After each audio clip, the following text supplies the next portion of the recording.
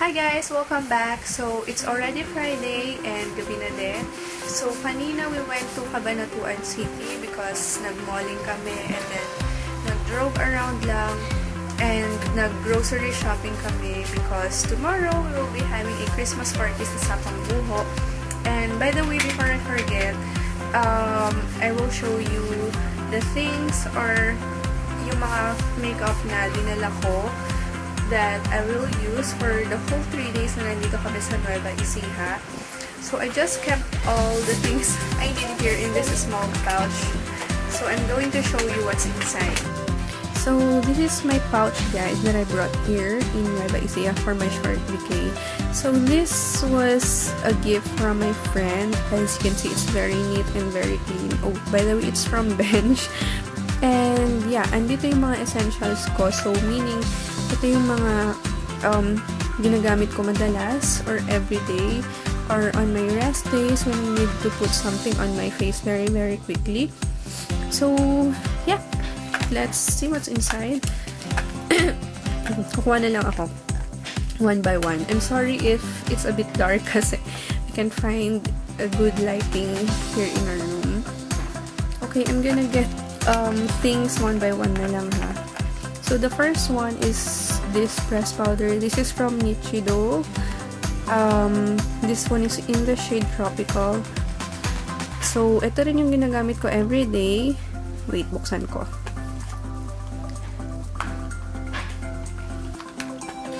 Okay, so this is the shade. It's a bit light for me, but I'm acidic naman. So, medyo nag-oxidize siya.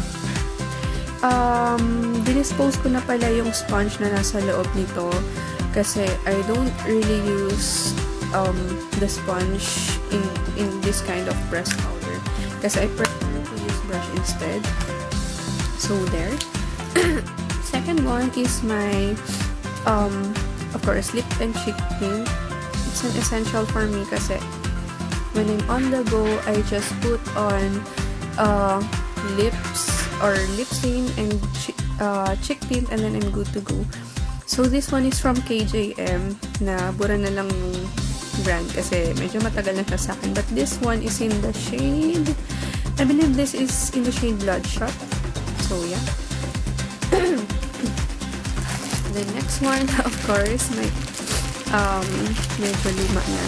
So this is my Eyelash Curler. This one is from Lorac. So, I like this because of the color. It's actually my favorite color and meron kasi siyang parang studded sa handle niya. So, it's very cute kaya binili ko siya. And then, ito. Oh, this is my vitamin C. Ayan.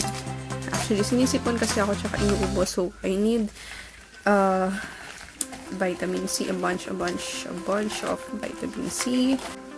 So the next one are my lip balms. This one is from Burt's Bees. Medyo matagal na rin siya sa akin, but I use it every day and every night before I sleep. And ito yung bago.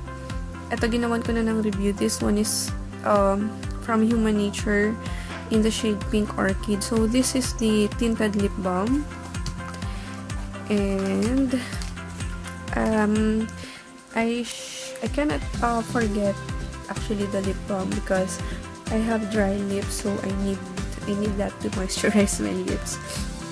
This one is the Maybelline ano ba to? I think this is brow mascara. Yeah. Actually, kapag nagmamadali ako, ito na lang nilalagay ko eh.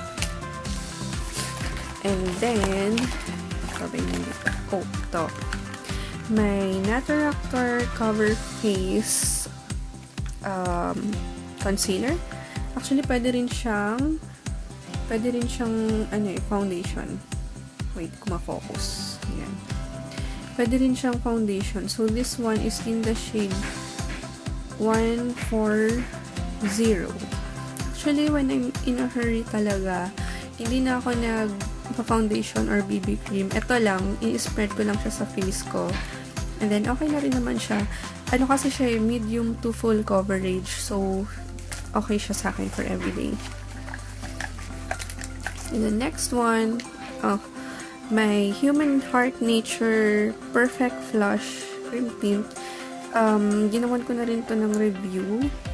So, wait, let me show you again. Ginagamit ko siya actually for my cheeks kasi mas okay siya sa akin for as blush on kesa as a lip tint. Actually, hindi siya lip tint kasi glossy siya. So, it's just like a creamy lipstick or lip gloss. So, yan yung shade. This one is Rosy. Yeah. The shade is in Rosy. Okay, the next one is another lipstick. This one is from Pinky's collection in the shade It Girl. Ito yung ginawan ko rin ng review before na hindi ko nagustuhan. But, on a daily basis, yung parang gusto mo lang ng a slight pop of something on your lips. This is okay lang naman. So, ayun, dinala ko na rin siya. Ano ba? Konti na lang. Okay, may Maybelline Passion Brow. Actually, at first, akala ko hindi ko siya magugustuhan talaga. Pero, I ended up liking it. Ang ginagamit ko for my brows is this one, yung wax lang. And then, these two shades for bronzer.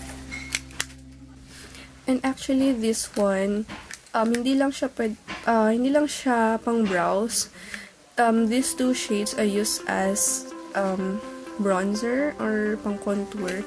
You can also use this as an eyeshadow kung gusto mo lang ng parang additional depth sa eyes mo. So, it's okay.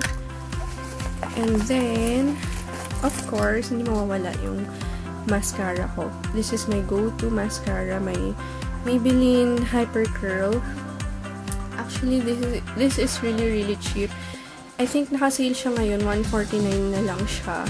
Kaya lang, ang problem ko lang dito, madali siyang nagka-clump and madali siyang nagda-dry.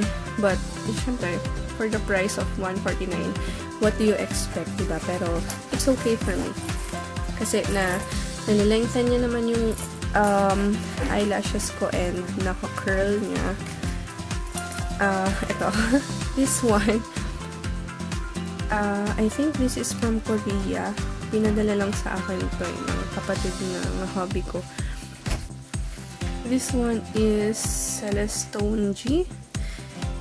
Actually, it's a cream. Kasi, kailangan ko to kasi minsan pag naglalaba ako using my hands, madali akong nai-irritate kasi nagkakaroon ako ng, ano ba tawag dun? Parang nangangati ako. So, kailangan may ganito ako. Hindi pwedeng mawala yan. And then last, meron pa pala. This one is from Nichido. This is a multiple stick, but I use it as a blush. So this one is in the shade Sunset Glow. Ito siya. Maganda yung color niya sa cheeks. Very natural lang. And then lastly is nail cutter. Kasi for 3 days, syempre, kailangan ko yan. Kasi ayoko nung mahabang kuko sa hands. Hindi ako nagpapahaba ko. Medyo off-tignan yung nails ko. Pero I prefer it this way. Ayoko nung mahaba. And yeah. So, yan na yung laman ng Kikay kit ko. Oh, by the way, yung mga essentials ko pa for the face, I put it in here. So, I just bought this travel empty bottle set from Zaka. Yeah, yung mga taga-Olongga po alam yan. Zaka. This is only 80 pesos. So, dito ko nilagay yung aking facial wash. Konti lang kasi hindi naman ako marami gumamit. Facial wash, micellar water.